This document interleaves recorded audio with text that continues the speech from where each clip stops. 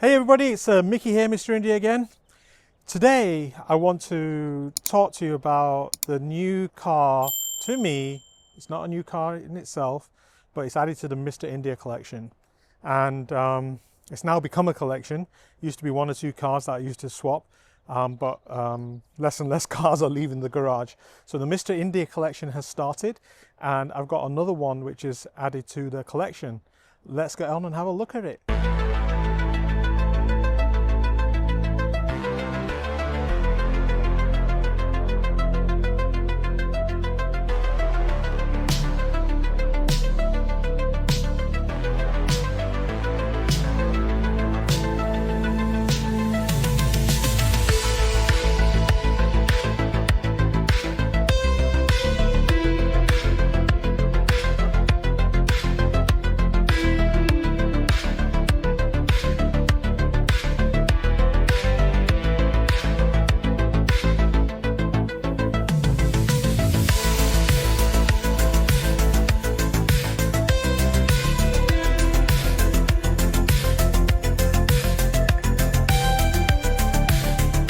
So what do you think?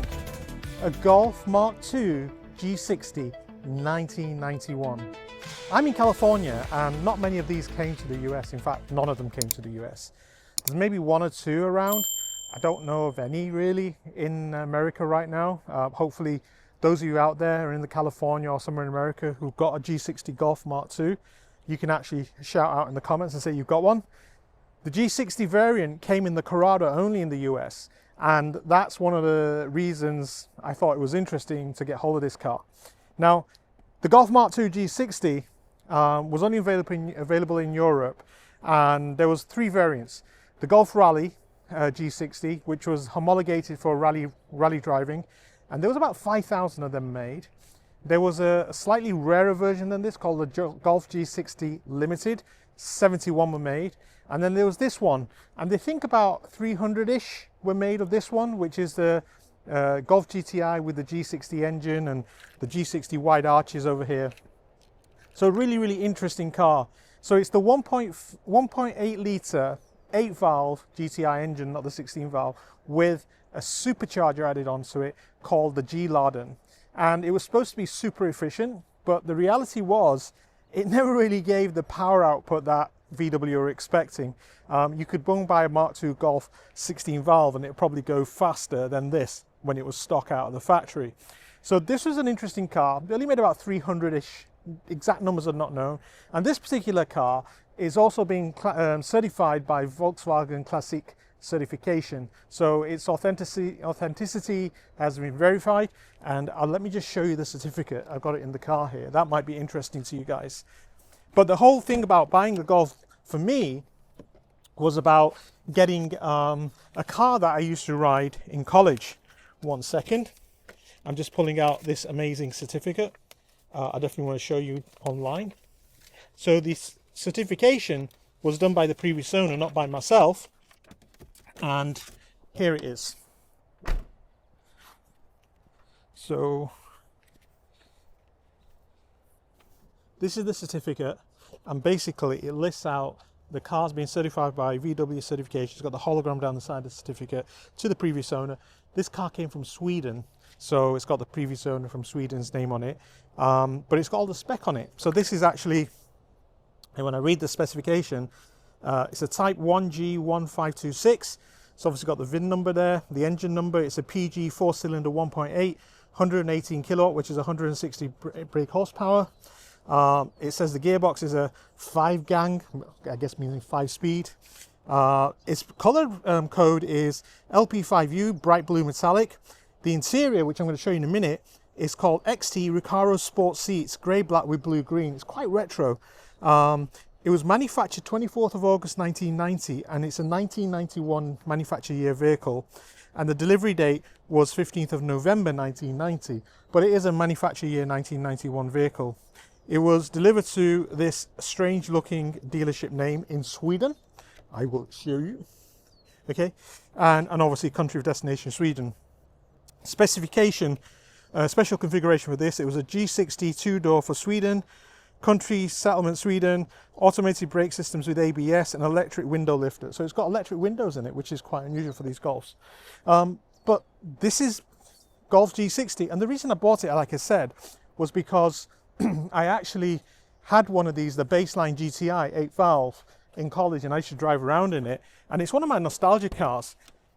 The reason I went after the G60 was I really wanted something that would go up in value, and I really believe this car is going to go up in value, particularly in the USA, because there's none around.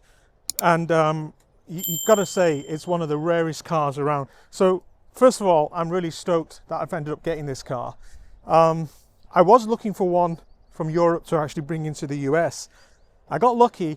Somebody did bring one across, a part-time dealer, and was expecting a lot of money, and I ended up not paying a lot of money for it in terms of the auction I bid on it. So those of you out there who follow me may know I bought it off Bring a Trailer. You can quite clearly go there, look on it. It was a no reserve auction. I put a bid on 2 days before the actual end of the auction. Totally shocked when nobody else bid on it. Of course, when you look at the comments afterwards, the people who could have bought this car, who would have wanted to buy this car, found out afterwards, and they say, oh, I wish I'd known about the car. I got lucky. So when I actually bought the car, I'm up in the North Bay in California. It was a Thursday a week or so ago. I thought, wow, I didn't know where the car was even. Discovered it was in LA. It's been registered to Montana. And Friday, I got on a plane with my son, and we went off and collected the car. And you can see on my Instagram, I did a short video about that. We drove it home all night. It was quite a trip. I really enjoyed it. Get it back here, and a couple of things, tiny niggly things I've sorted out on it already. Put a new set of spark plugs in. What else have I done to help it get better? Oh, one thing I have discovered on it is there's a bit of an exhaust flutter. I don't think it's the exhaust. In a minute, we'll take it down to the muffler shop and see what they're going to do with that, and hopefully come out with it a bit better, and maybe even do an upgrade on the exhaust. I'm not sure how we're going to do an upgrade. It's so old in terms of the age. I want a period correct upgrade, and if I can get one, that'll be great. But let me show you the interior of this car. It's quite phenomenal, and a little bit more about it on the outside. So first of all,